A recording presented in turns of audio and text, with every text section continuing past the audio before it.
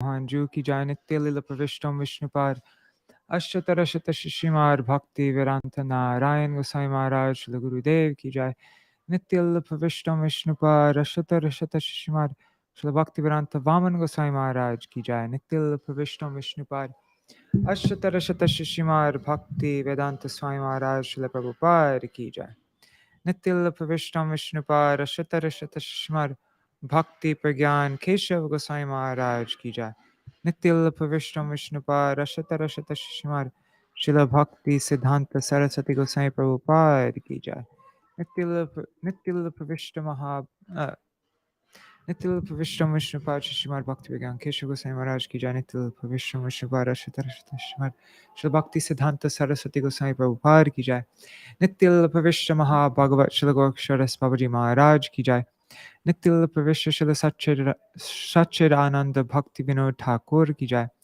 Nitil Pravishta Vaishnav Sarvabhauma Shila Jagannath Das Babaji Maharaj ki jai Shri Panu Gauriya Guru Varga ki jai Shri Rup Sanatan Bhatta Raghunath Shri Jeev Gopal Bhatta Das Raghunath Sharda Goswami Prabhu ki jai Shri Sarup Damodar Rai Ramanandari Shri Gaur Parshad Vrinda ki jai Nama Chai Shila Haridas Thakur ki jai प्रेम से कहो श्री कृष्ण चैतन्य प्रभु नित्यानंद श्री अद्वैत गदाधर शिवासरी गौर भक्त वृंद की जाय श्री क्षेत्र मंडल गौर मंडल व्रज मंडल मथुरा वृंदावन धाम की जाय सर्व अभिष्ट विराट गिरिराज महाराज की जाय श्री राधा कुंद श्याम कुंद की जाय श्री यमुना देवी गंगा देवी की जाय श्री तुलसी महारानी वृंद देवी की जाय श्री भक्ति देवी की जाय श्री पूर्णमासी योगमाया की जाय श्री गोपेश्वर महादेव की जाय श्री हरिनाम संकीर्तन की जय श्री दामोदराष्टकम की जय श्री सत्यव्रत मुनि की जय श्री सनातन गोस्वामी पाद की जय दिग्दर्शिनी-टीका की जय श्री गुरुदेव की जय दिग्दर्शिनी-वृत्ति की जय श्री हरिनाम संकीर्तन की जय अनंत कोटि वैष्णव वृंद की जय श्री निताई गौर प्रेमानंदे हरि हरि बोल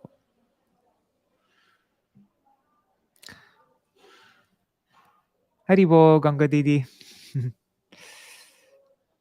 All right, so now we are continuing our reading of Dāmodarāṣṭakam. This is actually a proofread, so if anybody finds any mistakes that I don't catch, please point it out to me so that I can enter it in. This morning we went over Sanatana Goswami's Dig-darśinī-vṛtti of this verse 2. And now we'll go over my Gurudev's commentary. But first, before we start, let's go over this second verse. Do you remember the meaning of all these words?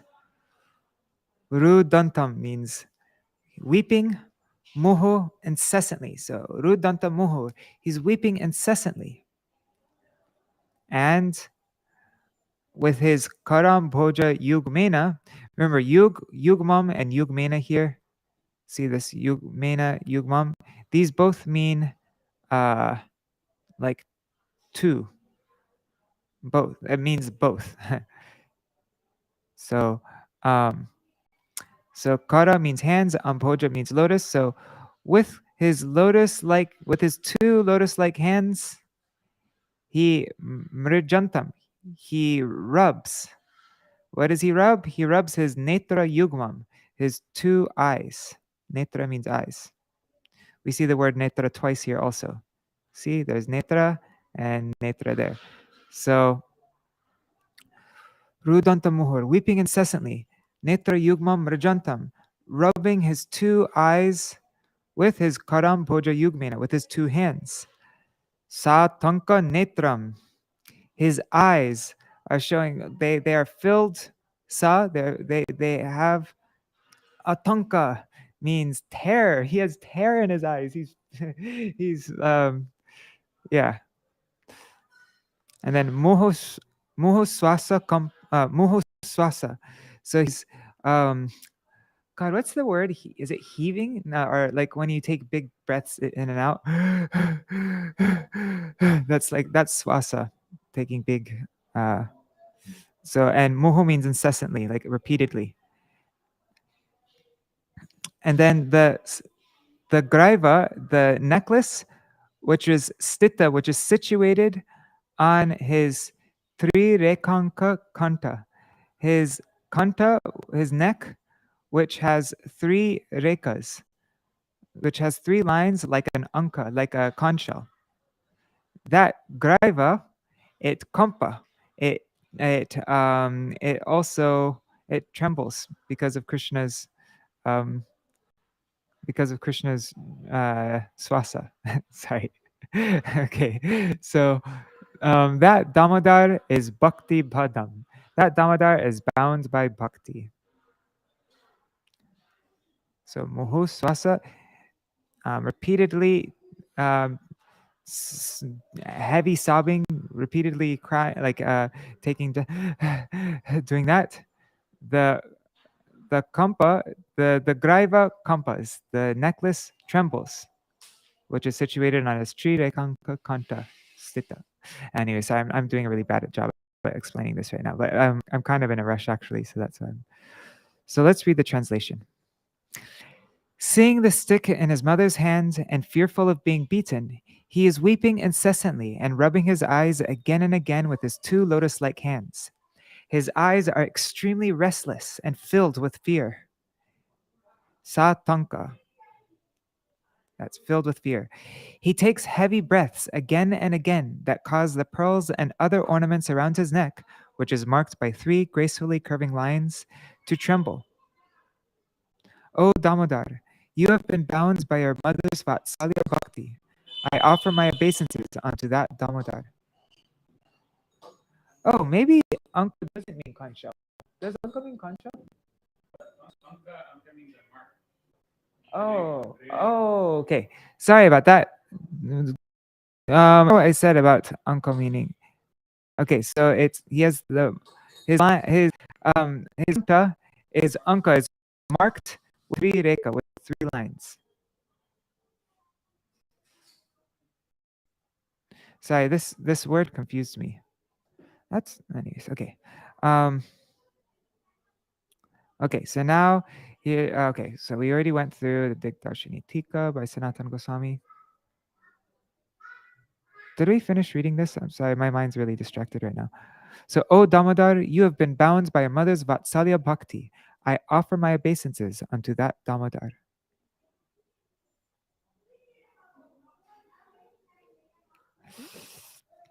Okay.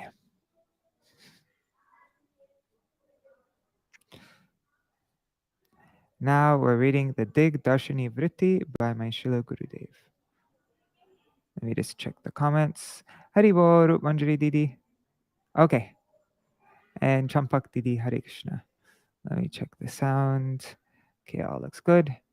Let's continue. Okay. On this day, Sri Krishna, the personality who causes the 3 worlds to tremble merely by the movement of his eyebrows, has become overwhelmed by fear of his mother. Seeing the tiny stick in her hand, he is trembling and stammers, "Mother, look, do not hit me. I did not break the pot of yogurt." Mother Yashoda is slightly full-figured. As she was running, her braid came undone, and the flowers woven in her hair began falling out. It is as if the flowers were saying, "Mother, you are not alone. We are also with you." Those devotees who make their hearts spotless by endlessly drinking the nectar of devotion to Sri Krishna, imbued with extreme attachment and laced with renunciation of the material world, attain a state of meditating on Sri Krishna deep within their immaculate hearts, which are fully saturated by loving service. The Supreme Personality of Godhead in the form of Narayan sometimes appears in the meditations of Lord Brahma, the creator of the universe, and the 4 Kumaras, the original sages. Still, even in their meditation, they cannot capture him in the form of Rajendra Nandan Sri Krishna. Yet Mother Yashoda actually bound him, the complete embodiment of all nectarian humors of transcendental love. Unimaginably powerful warriors, despite their greatest valor, pose no threat to Krishna. But Mother Yashoda not only captured him, she brandished a small stick in her hand and threatened him. "Shall I beat you now?" As Kanaya rubbed his tear-filled eyes and tried to hide behind his mother, he cried out, "Mother, do not hit me!" He did not look directly at her. He only looked fearfully at the stick in her hand. You monkey friend," she exclaimed. "Chor, thief." To this, Shri Krishna replied, "Mother, there is no chor in my dynasty. There is only a chor in your dynasty." And there's a footnote here. Chor Ghosh Gopa was, Chor Ghosh Gopa was the name of one of Sri Yashoda's ancestors. Chor literally means thief. So there's only a chor in your dynasty.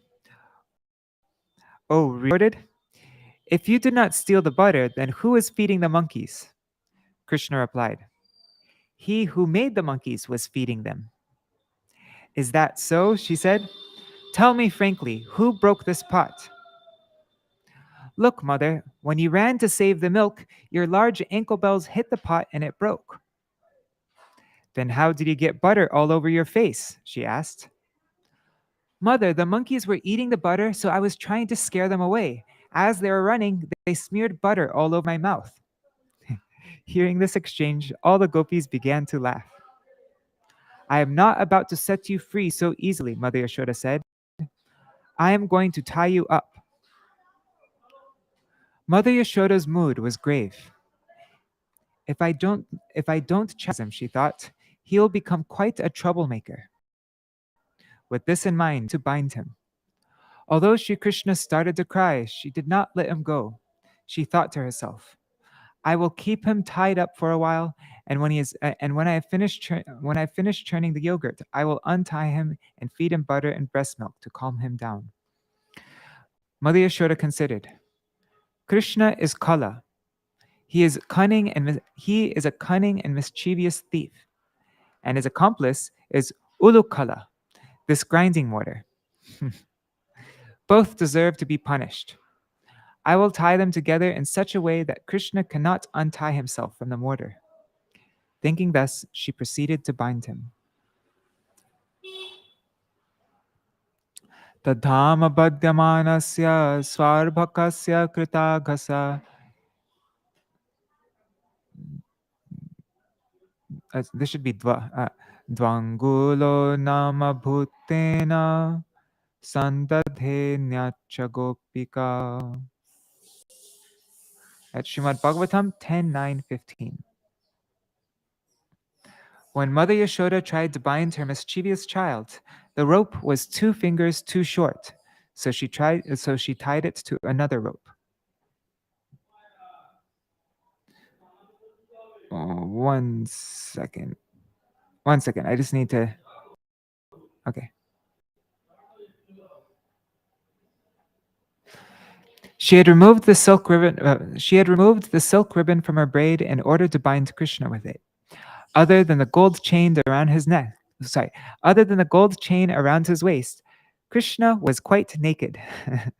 Although his tiny waist measured no more than 12 fingers, the ribbon could not be made to bind him. It was 2 fingers too short. Mother Yashoda asked her friend for another rope, but that was also too short. Time and again, she gathered and added more rope, but it was always too short. Only 2 fingers too short. Not more, not less. There is an esoteric meaning in this. One finger represents the sadhak's endeavors, and the other finger represents the Lord's mercy. Sri Bhagavan becomes controlled by his devotee only when both of these elements are present together. The Ramanuja Sampradaya is divided into 2 according to whether they emphasize the Vedic scriptures or the Tamil scriptures. The former are known as the Varakalai, and the latter is the Tenkalai. They have distinct opinions regarding the means of ultimate attainment. The view of the Varakalai Ramanujas is based on grace arising from a cause. Their stance is compared to Markatanyaya, the analogy of the baby monkey clinging to his mother for protection. When the mother monkey moves about with her baby, she makes no effort to hold him. Instead, the baby clings onto her as she leaps from tree to tree, and if he falls, his mother will never accept him again. Conversely, the view of the Tenkalaya Ramanujas is based on causeless grace. Their stance is compared to Marjaranyai, the analogy of the cat carrying the kitten in her mouth. The mother cat picks her kitten up with her teeth and carries him about. The kitten does not make any effort and goes wherever she takes him. Thus, the followers of the Vadakalai school strive for the grace of Bhagavan by their Thus,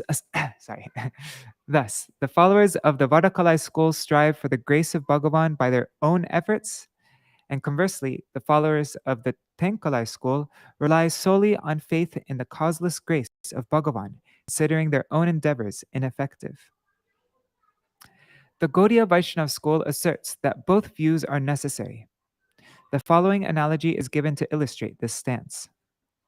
A person who has fallen into a well will cry, "Please help me, pull me out." Then from above, someone may lower a rope into the well and say, I am lowering down a rope. Catch hold of it, and I will pull you out." However, if the person in the well does not catch hold of the rope, he will not be freed.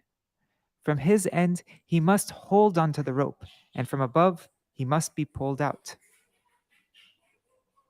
It's a really good example, huh? In this example, the person in the well cries out for help and later firmly catches hold of the rope. These endeavors are the means of his deliverance. In other words, they are his sadhan. From above, the person who is trying to pull him out is bestowing causeless mercy. For someone helplessly fallen in the well of material existence, Sri Bhagavan's causeless mercy descends, just like the rope. And by performing sadhan, one takes hold of that rope and achieves service to his lotus feet. So you should always remember that. That rope is always there in front of us. And the only thing is we're not grabbing hold onto it. But there's no shortcoming from Guru and Bhagavan's side. It's just that we're not taking hold.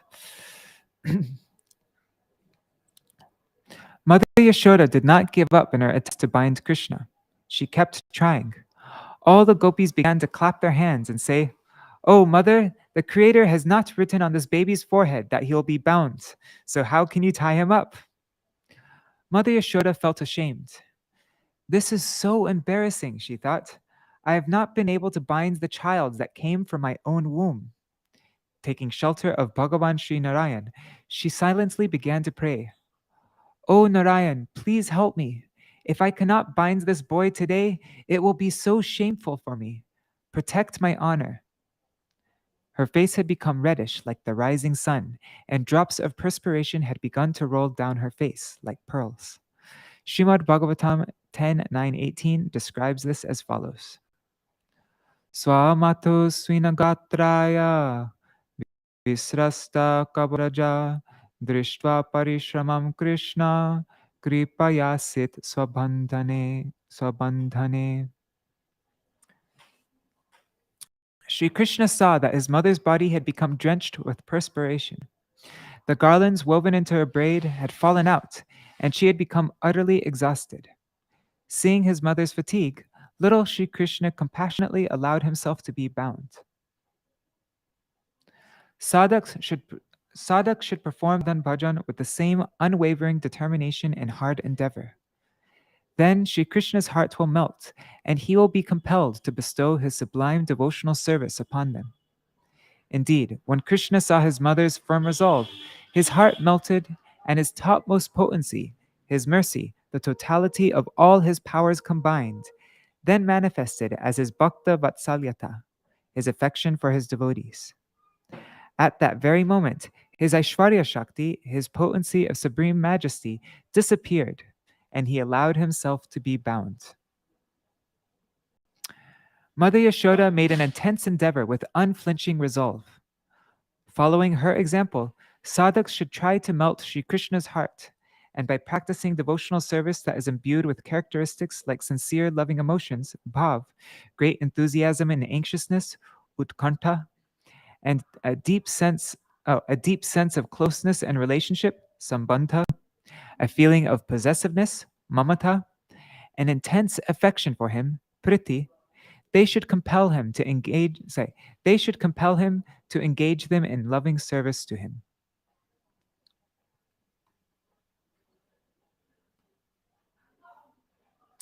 Haribo, Manjari, and Pradyumna Prabhu, and Mantra Murti Mataji. Hare Krishna. Regarding the previously mentioned verse from Srimad Bhagavatam beginning with Swamatu, an important point must be considered. Śrīla Vishwanath Chakravarti Thakur explains in his commentary on this verse. Krishna's waist measures only 12 fingers, and the length of the rope continually increased. Why then could his mother not bind him? Krishna was thinking, my important daily activities of stealing butter and playing with my friends will be stopped, so my mother should not tie me up. Immediately, his Aishwarya Shakti, the impossible possible, manifested herself within him and proceeded to serve him. Consequently, although the size of his waist remained the same, and although the rope was made so long, his mother could not bind him. That's kind of a combination of Madhurya and Aishwarya. Because that's pretty Madhurya. Krishna is saying, my important daily activities of stealing butter and playing with my friends will be stopped. That's pretty Madhurya, isn't it? So he employed his Aishwarya Shakti to serve that. The Vraj gopis who were witnessing this pastime along with Mother Yashoda could not understand its mystery. Why was the rope 2 fingers too short? Shri Krishna could not be bound by ordinary rope because all arrangements for his pastimes are made exclusively by his own intrinsic potency, Yoga Maya. Furthermore, there is no outside or inside of Shri Krishna, nor is there any beginning or end of him. He exists eternally in his Swarup, both before the creation of the phenomenal universes and after their total destruction. In the interim, he pervades all the universes residing within each of their atoms. Yet, all the while, he remains Akila Rasamrita Murti, the original form of condensed transcendental nectar in its totality. Transcendent and transcendental have 2 different meanings. So I think transcendent means it's beyond this world, and transcendental means it's spiritual. It's like one's more positive, and I think anyways, I'll look at that after. In fact, Raso Vaisa, he is nectar. Thus, Shri Krishna being forever beyond the purview of mundane sense perception is thoroughly inconceivable. Yet Mother Yashoda simply regards him as her son.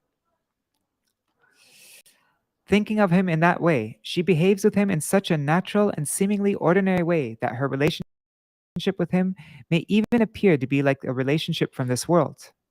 But because of that simple loving relationship, she was actually able to bind Shri Krishna. Shri Krishna can never be bound by someone who has not abandoned all separate interests for selfish enjoyment, which are in opposition with the tendency to please him. He will only become bound by someone who cultivates bhakti, which is the inherent function of one's perfected constitutional identity, and which is uninhibited by fruitive acts, mystic yoga, and dry knowledge. Therefore, Sri Bhagavan's power of compassion and mercy, the topmost among all his potencies, only becomes manifest by the performance of such Uttama Bhakti. In its presence, his Aishwarya Shakti, the power by which he displays his supreme majesty, becomes powerless. When Sri Krishna manifests this mercy potency, he is controlled of his own accord.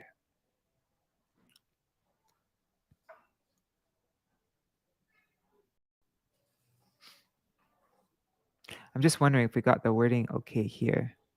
I think so.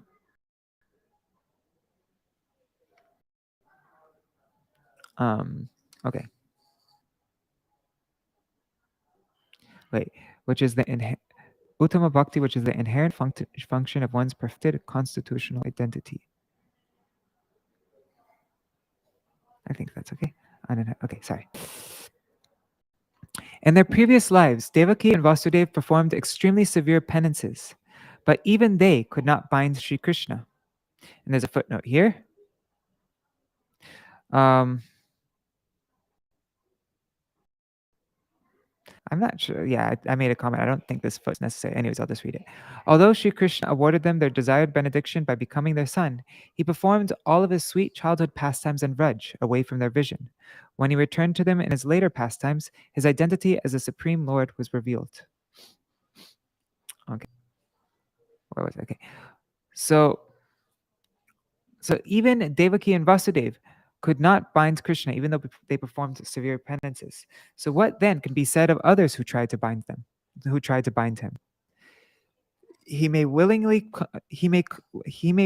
come under the control of a sadhak when he sees them eagerly perform loving service to him with great persistence, but he cannot be attracted by austerities alone. He is only attracted by sincere love. Before the advent of Sri Chaitanya Mahaprabhu, bhakti was evident within the world, but not bhakti ras. Sri Rupa Goswami fulfilled the inner desire of Sriman Mahaprabhu.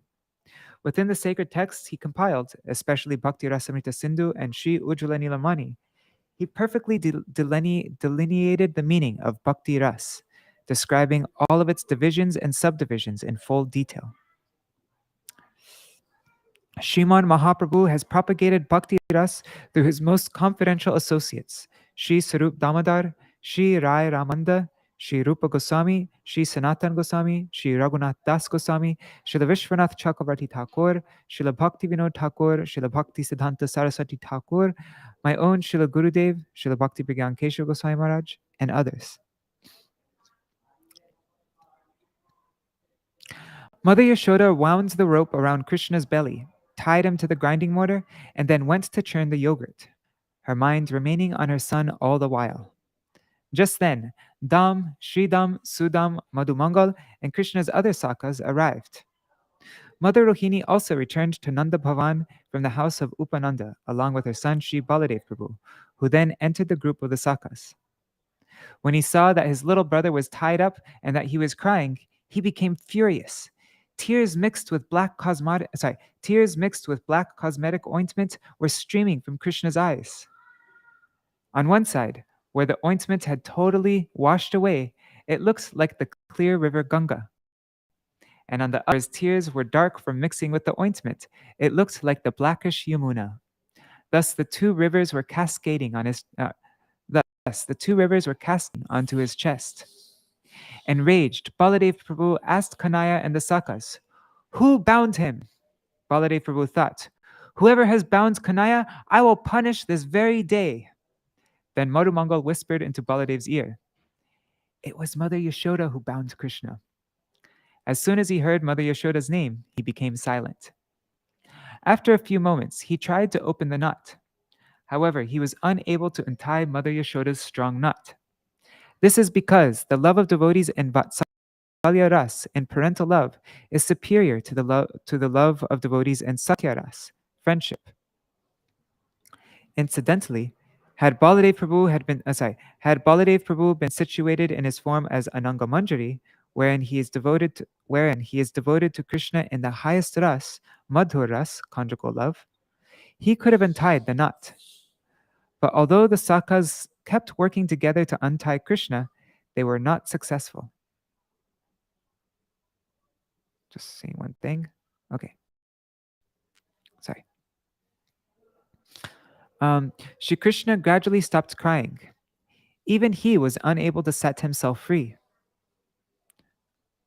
"Come on," the Sakas told him. "We will tip over the grinding mortar and drag it out. We will drag it out of the courtyard and play." At that moment, he remembered the incidents that occurred long ago between the two sons of Kuvera and his dear devotee, and he thought, "Devarshirme priyatamo yadimo dhanadatmajo tata sadayishyami yadgitam tan mahatmana." That's Srimad Bhagavatam 10:10-25. Devarshad is my most dear devotee. Therefore, even though these two brothers, the sons of the most wealthy demigod Kuvera, had no devotion for me, still I must fulfill Sri Narad's words by appearing directly before them and granting them devotional service to me. Kuber was the dear friend of Devarshi Narad, and his two sons were Nala Kuvar and Manigriv. One day, while they were bathing in the Mandakini, the celestial Ganga, with heavenly damsels, their intoxication, beautifully figured, youthful, and of noble birth, became further inflamed by drinking wine. At that time, Devarshi Narad passed by. When the ladies saw that he had come, they hurried out of the water, dressed themselves, and offered him obeisances. But Nalakuvar and Manigriv, blinded by arrogance, did not offer obeisances. In fact, they stood there naked and mused. Where has this person come from? There should be a comma there, right? Ignoring the great sage, they shamelessly proceeded to call for the heavenly damsels to return. When Sri Narad beheld the degraded behavior of Nalakuvar and Manigriv, he was overwhelmed with compassion for them. Outwardly, he feigned anger and shouted a curse. Your behavior befits that of trees. So be it. Because upon hearing the curse uttered by Devarshi Narad, they were filled with fear. Falling at his feet and weeping, they begged for pardon. How can we be delivered? They asked. Shri Narad replied, both of you will become twin Arjuna trees near the house of Nanda Maharaj in Gokul. At the end of Dwapar Yuga, Swayam Bhagavan Shri Krishna will deliver you in the course of enacting his childhood pastimes. When Shri Krishna remembered his devotee's curse, he was overwhelmed with compassion for the two sons of Kuber. Just to deliver them, he dragged the heavy grinding mortar toward the extremely large Arjuna trees with all of his friends. And there's a footnote here. Ancient Arjuna trees grow extremely large. According to Sri Narad's curse, Nalakuvar and Manigriv remained in the form of Arjuna trees for 100 celestial years, or about 15 million earth years. Trees were fused at their base, but somehow Sri Krishna passed between them. The grinding mortar, however, became lodged between the trees. As soon as Sri Krishna tugged at the grinding mortar with some force, the two trees were completely uprooted. At once, they began falling over and finally struck the ground, producing a deafening crash. Then from within the ancient trees, two divine personalities emerged. They circumambulated Sri Krishna and submitted prayers in glorification of him. After they begged to be forgiven for their offense, Sri Krishna explained, it is the unfailing result of seeing Sri Narad that even such rogues as the two of you are able to see me face to face, and the sum total of all the sins you have committed in your countless births have fled far away from you. May you attain Bhav Bhakti for me.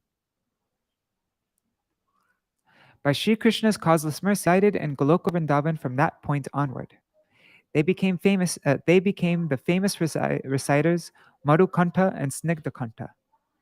Thus, as Sri Krishna's special associates, they eternally narrate his unlimited pastimes in the assemblies of Sri Nanda Baba or the Gopis. And there's a beautiful description at the end of this book from Gopal Champu that tells this. Anyways, we'll read that at the end. It's amazing. But it talks about them. Yeah. That which cannot be obtained even after accumulating pious credit, sukriti, for millions of lifetimes, can be achieved very quickly by the causeless mercy of Sri Guru, Vaishnavas, and Sri Hari. The devotees who are experts in relishing the loving moods of the Vraj Gopis are the treasure house of Lobhamoy Bhakti, devotion to Krishna that is full of intense longing.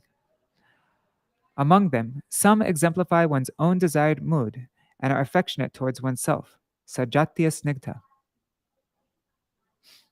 If one gets their association, then he should realize that they are the most dear friends of his soul. With his life and soul, he should serve them and endeavor to purchase their mood.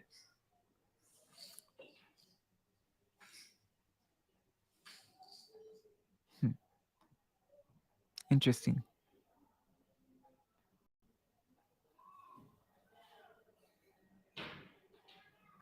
I think it's interesting. Devotees who are expert in relishing the loving moods of the Vraj Gopis are the treasure house of Lobhamoy Bhakti. Devotion to Krishna is full of intense. Among them, some of them exemplify one's own desired mood and are affectionate towards oneself. So Jatya Snigdha. So even though there may be many, even Mahabhagavat, there'll be certain Mahabhagavats that are meant for us. I don't know. That's how I've understood. Like that are. I don't know. Maybe that's how I understand that.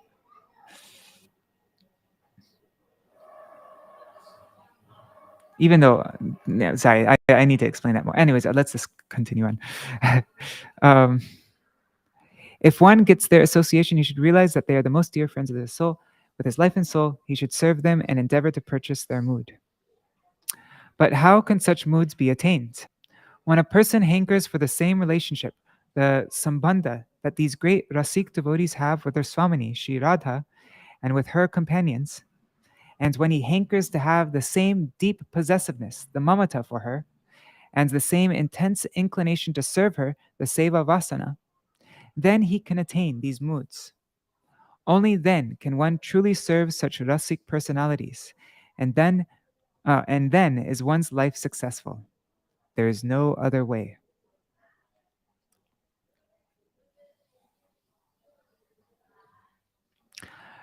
Nanda Baba came running after he heard the deafening crash made by the massive Arjuna.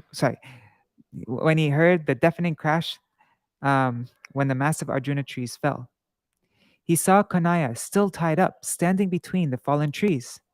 Nanda Baba was shaken to see Krishna standing so close to the fallen trees and thought, "Today, Sri Narayan has given so much protection. What would have happened if Kanaya had been underneath these trees when they fell?" Mother Yashoda also came running. When she saw the horrible scene, she entered into shock. Aghast, she thought, "Alas, what has happened?" Nanda Baba asked the children, "How did this happen?" In their broken language, the children explained, "Baba, as soon as Kanaya pulled the grinding mortar against the two trees, they fell over and two very beautiful people came out.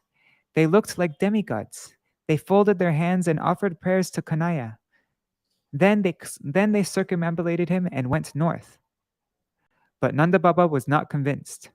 He took Krishna. I remember there's like 3 places in Srimad Bhagavatam where the Vrajvasis just wouldn't believe anything that the little cowherd boy said. But he took Krishna on his lap.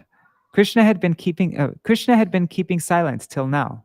But as soon as he sat on his father's lap, he burst into tears and began to wail. When Nanda Baba and the cowherd boys saw Krishna crying, tears also started streaming from their own eyes.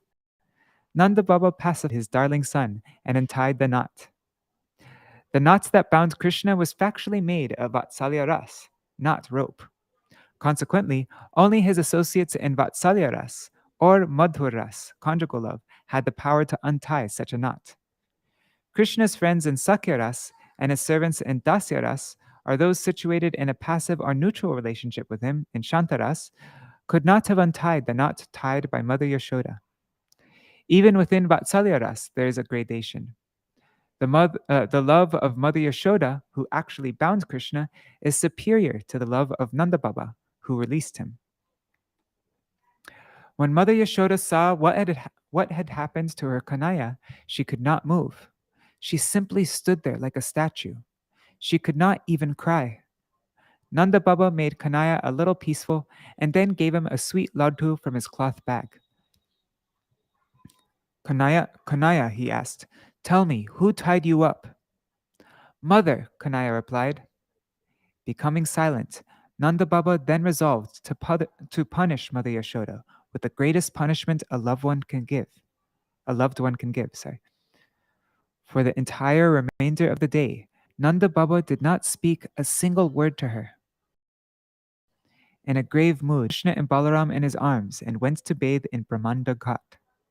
After everyone had bathed, he returned with them to the Goshala, the grand shelter for the cows. Meanwhile, Mother Yashoda had become as dry and lifeless as a piece of dry wood. In the Goshala, Nanda Baba fed Krishna's and by giving them rock candy and squirting milk into their mouths directly from the cow's udders. When they came home, Mother Rohini served them the food she had prepared, and Nanda Baba silently fed the children. After they had finished, he took some himself. Then they returned to the Goshala. In the evening, Upananda's wife came to Nanda Baba along with Mother Rohini and the other ladies of Raj. Mother Rohini told Balaram, "Go now and bring Krishna." That day, however, Krishna had given Balaram such a push that he fell quite far backward. Finally, Upananda's wife and Mother Rohini spoke to Kanaya. "Look, Kanaya," they said, "your mother is crying so much. Go to her." "No, I will not go," he answered. "Then come to me," Rohini said. But Kanaya answered strongly, "No, I won't go near you. When mother was tying me up, I called to you so loudly, but you did not come. I won't even go near you." "With whom will you eat?" asked Mother Rohini. "With father," he answered. "With whom will you play?" she asked. "With Daubhaya, my big brother Balaram." "With whom will you sleep?" "With father." Rohini said, "Until now, you have always slept next to your mother, but today you will sleep by your father? Your mother is crying for you." Then Nanda Baba said, "Should I beat your mother?" Upon hearing these words, Kanaya stopped his father's raised hand in answer. Then Rohini said, "And if your mother suddenly dies, then?" As soon as Krishna heard this, he burst into loud sobs and ran into Mother Rohini's lap. She brought him to Mother Yashoda, and when she placed him on Yashoda's lap, Yashoda began to weep loudly. Shri Krishna also cried. Nanda Baba's heart melted, and he began to cry. Rohini and all the other residents of Raj who were gathered there, they also began to cry. Weeping filled the entire atmosphere. Finally, the respected elders of Raj pacified everyone. That night, when it was time for dinner, Nanda Baba told Kanaya, "Go and bring your mother to me." Sri Krishna immediately went and caught hold of his mother's veil, and, although she hesitated to go, Krishna brought her to Nanda Baba. She served dinner to everyone, and they all took their meal with great joy. Thereafter, Mother Yashoda took Sri Krishna up in her arms and went into her bedroom. Thus ends the Dig-darśinī-vṛtti on the second verse.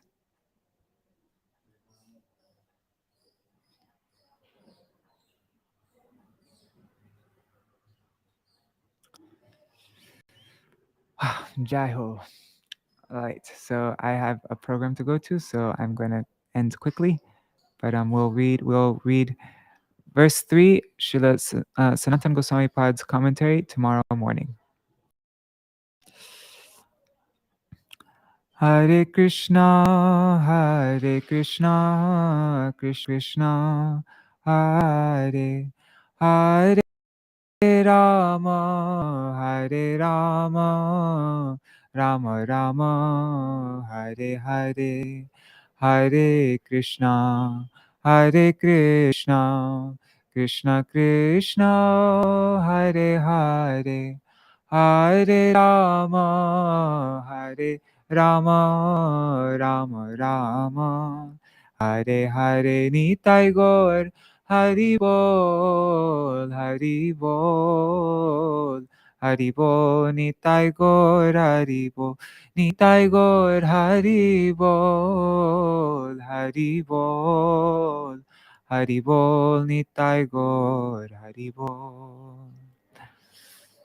जय श्री सच्चिनंदन गौर हरि की जय, श्री श्री राधा विनोद बिहारी जू की जय, श्री श्री राधा दामोदर जू की जय, श्री गोविंद गोपीनाथ मदन मोहन जू की जय, जय श्री गुरुदेव की जय, जय श्री परम गुरुदेव की जय, जय श्री प्रभुपाद की जय, श्री सच्चिदानंद भक्ति विनोद ठाकुर की जय, श्री रूपानुग गौरिय गुरुवर्ग की जय, सपार्षद श्री गौर नित्यानंद प्रभु की जय, श्री राधा कृष्ण गोप गोपीगण की जय, श्री गिरिराज महाराज की जय, श्री तुलसी महारानी वृंद देवी की जय, श्री भक्ति देवी की जय, श्री हरिनाम संकीर्तन की जय, श्री कार्तिक व्रत नियम सेवा की जय, दामोदर व्रत की जय, व्रत पालन करी भक्त वृंद की जय। उर्जेश्वरी श्री विश्वभानु नंदिनी श्रीमती राधा ठाकुरानी की जय, श्री यशोदा दामोदर की जय, श्री राधा दामोदर की जय, श्री दामोदराष्टकम की जय, श्री सत्यव्रत मुनि की जय, श्री सनातन गोसाई पार की जय, श्री गुरुदेव की जय, श्री व्रजमंडल परिक्रमा की जय, श्री हरि नाम संकीर्तन की जय, अनंत कोटि वैष्णव वृंद की जय, समागत गौर भक्त वृंद की जय, श्री निताय गौर प्रेमानंदे हरि हरि बोल। वृंदाय तुलसी देवाय प्रियाय केशवाय कृष्ण भक्ति प्रददेवी सत्यवताय नमो नमः। वंचा कल्पतरुभ्यश्च कृपा सिन्धुभ्यैव च पतितानां पावनेभ्यो वैष्णवेभ्यो नमो नमः। Dandavat pranams, everybody. See you all tomorrow morning. Radhe Radhe Gargaraj ji and Manjari Didi and Rasangi Mataji. Dandavat pranams. Thank you so much. Hare Krishna. Hi. See you all tomorrow. Hari Bol.